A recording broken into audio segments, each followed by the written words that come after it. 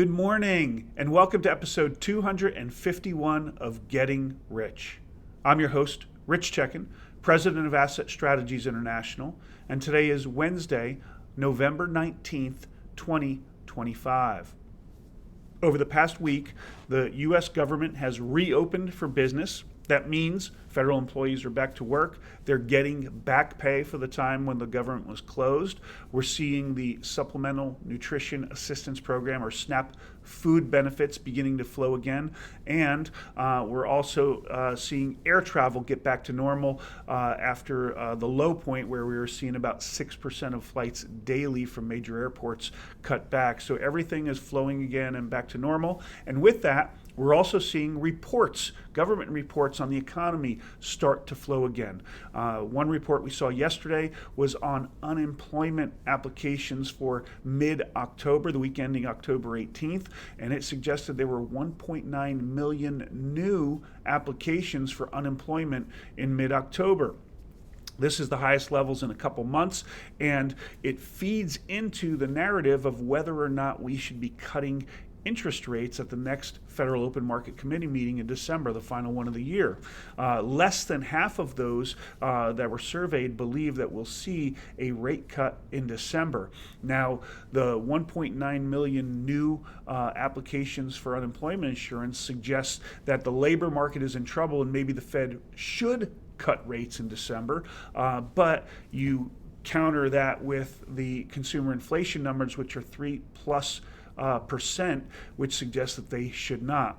This is what the Fed will be grappling with, and I'm sure everybody will be hanging on Fed Chairman Powell's every word. I'd like to know your thoughts. Do you think at this point the Fed will or will not be cutting interest rates in December? I'd like to know your thoughts as to whether or not and why. Please send them to us on the YouTube channel. Let's go ahead and take a look at the numbers and take a look at the consolidation that continues in gold and silver. Over the past week, most of the precious metals were down, but only slightly, and silver was up. So for gold, we were down 0.3%, trading at 4,117.10. Last week, we were at 4,129.50. Silver, like I said, is the lone appreciating precious metal this past week. It was up 1% to 52.23 an ounce. It was $51.70 an ounce last week. Platinum's down 1.1% to 1,579 an ounce. It was 1,596 an ounce last week. And palladium's down 0.7% or $10 to 1,448 an ounce. It was 1,458 an ounce last week. With gold underperforming silver over the past week, you would expect it's going to take less ounces of silver to buy that ounce of gold. Your gold-silver ratio this week sits at 78.83, one of the lowest levels we've seen in quite some time. It was 79.87, just below that magic 80 number last week. And the U.S. dollar virtually unchanged, ticked up slightly. It's at 99.67 on the legacy index against its major trading partners. It was 99.60 last week.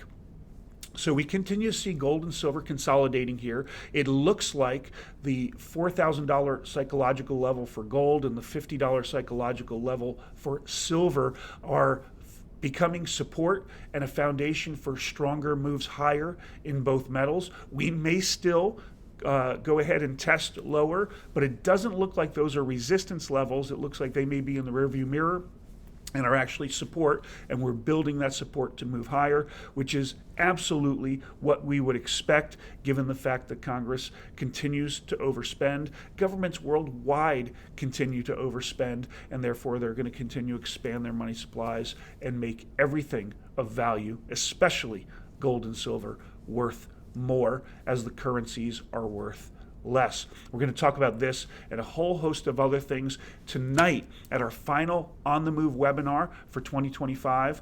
My co-host, Adrian Day of Adrian Day Asset Management, and I will be inviting Brian London of Jefferson Financial. He's the editor of the Gold Newsletter, and he is the host of the 51st Annual New Orleans Investment Conference that we just all came back from a week or two ago.